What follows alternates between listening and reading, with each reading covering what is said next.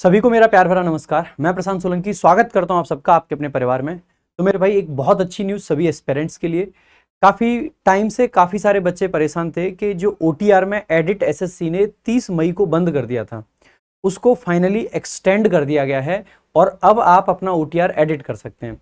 काफ़ी सारे बच्चों के साथ में एक्चुअल में दिक्कत क्या हुई थी कि ओटीआर की जो एडिट करने की जो डेट थी एसएससी की तरफ से, वो शायद 31 मई थी और 31 मई तक काफ़ी सारे बच्चे उसको एडिट नहीं कर पाए। किसी को अपनी कैटेगरी बदलनी है, तो किसी को अपने पिता के नेम में कुछ चेंज करना है, किसी का रोल नंबर गलत फिल हो गया था, तो किसी के साथ कुछ और इश्यूज रहे। इसके लिए हमने ट्विटर पे कैंपेन भी करा था और हमने जो कैंपेन करा फाइनली वो सक्सेसफुल आपका रहा। और उस कैंपेन की और बच्चों के जो मेल वगैरह हम लोगों ने करवाए थे, उन सब चीज़ों को देखते हुए एसएससी ने एक माना है कि पहले देखो जी, हमने ये कहा था कि 31 तारीख तक हो पाएगा, यहाँ पे ये कहा था कि would be permitted only till 31 मई 2025। हालांकि however multiple representations have been received, multiple representations मिले हैं in the commission regarding inability of the candidates to modify the OTR details specially related to OBC और ईडब्ल्यूएस। खास करके इन्हीं लोगों को ज्यादा दिक्कत हो रही थी।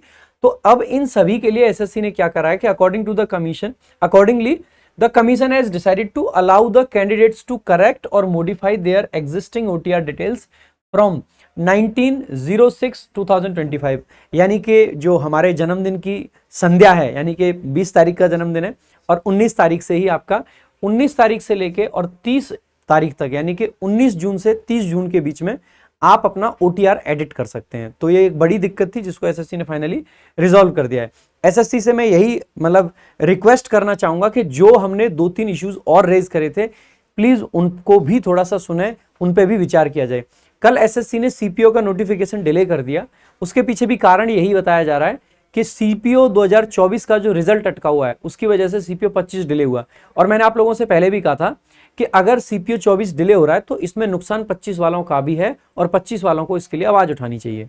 लेकिन ट्विटर कैंपेन में बहुत सारे बच्चों ने पार्ट नहीं लिया था जब हमने कैंपेन करा, बट अब आप देखोगे कि आपको ये नुकसान उठाना पड़ रहा है। तो मैं एसएससी से रिक्वेस्ट करना चाहूंगा कि आप लोग प्लीज सीपीओ का रिजल्ट भी जितना जल्दी हो सकता है जल्दी से जल्दी जारी करें। साथ ही साथ में हमने एक मुद्दा और उठाया था कि जो भी बच्चे ऐसे हैं जो 2024 के अफेक्टेड हैं और उनकी एज निकल गई है, तो उनको एसएससी एटलीस्ट एक एक्स्ट्रा चांस और दे, इसको भी कंसीडर कीजिए। ये भी आप लोगों से रिक्वेस्ट है। तो जितना हो सकता है भाई वीडियो को शेयर करें और पहुंचनी चाहिए एसएससी तक, ये बात उनके कानों में भी पहुंचनी चाहिए कि ये जो 2 मुद्दे और रह रहे हैं, इसके अलावा जीडी का रिजल्ट भी अटका हुआ है, उस पर भी एसएससी को सोचना चाहिए। तो जीडी का रिजल्ट, सीपीओ का रिजल्ट और एक जो एक्स्ट्रा अटेम्प्ट वाली बात है, ये भी एसएससी को कंसीडर करनी चाहिए। बाकी ये अच्छा किया है। ये इन्होंने यह भी कहा कि ये it is also informed that permission to edit OTR entries is meant to be genuine purpose only। उन्होंने कहा कि ये सिर्फ genuine purpose के लिए होनी चाहिए and if it is done without proper justification, बिना justification के अगर इसको edit किया, such act shall be seen as suspicious activity as an attempt to mislead the commission by a candidate which shall be held against him or her। अच्छा, यहाँ पे मैं एक पॉइंट और आपको रेज करना चाहूंगा जिस पर आप लोगों को ध्यान देना चाहिए। समटाइम्स बच्चे क्या करते हैं कि अभी ग्रेजुएट नहीं है, यानी एलिजिबल नहीं है, और फिर भी उसके अलावा सीजीएल का फॉर्म भर दिया क्योंकि उस टाइम पे डॉक्यूमेंट्स नहीं देने होते हैं। बट आपको यहाँ पे एक बात ध्यान देने की जरूरत है, जिस तरीके से एसएससी में आजकल स्क्रूटनी चल रही है, तो मैं आप लोगों को सजेस्ट करूंगा कि अगर आप एलिजिबल नहीं है तो फॉर्म वगैरह मत भरना। पता नहीं है किस चीज पे क्या एक्शन लें। अभी तक इनको खुद भी समझ नहीं आ रहा है कि किस चीज पे क्या एक्शन लें। जैसे पहले स्क्राइब वगैरह को लेके इन्होंने अलग से कुछ मापदंड नहीं रख रखे थे, फिर भी उन पर एक्शन लिया गया। तो ऐसा नहीं है कि अगर वैसा नहीं कहा गया है तो कुछ एक्शन नहीं होगा। तो ये कोशिश करें कि अगर आप एलिजिबल हैं तो ही फॉर्म भरें और तो ही आप पेपर देने जाएं।